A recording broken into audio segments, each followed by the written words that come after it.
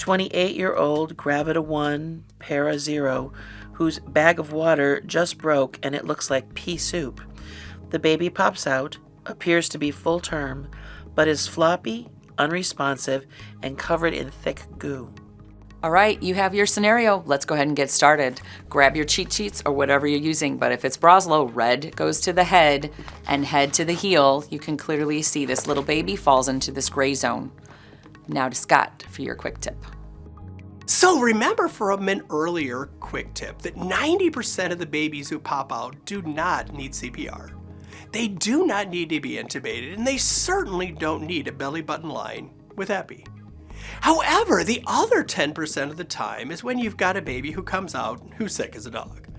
And if they're sick as a dog and they're covered in tar, otherwise known as meconium, some of y'all have been at this long enough to remember that they used to teach that if a kid was covered in tar, that you had to figure out whether the tar was thick or thin. And then they said, you know what, that's too much to remember. And happily now they say just look at the kid and say, is the kid sick or not sick? And if the kid looks cute, but they're dipped in 30 weight, the kid looks cute. You happily take a breath of relief because you dry the kid off, you can suck out some boogers should you wish. But if the kid's screaming and moving, the kid looks cute.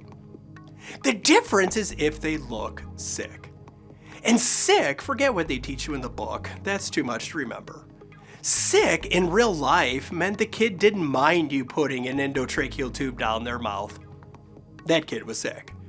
And some of y'all remember how up until not that long ago, they taught that you should hold the kid down, intubate them, and once the tube was in, you hooked up your meconium aspirator, otherwise known as a little booger sucker, on the end of the tube, and you sucked out the trachea. And the theory was that if you could suck out the big chunks before this kid took their first breath, that they would hopefully have an easier time breathing.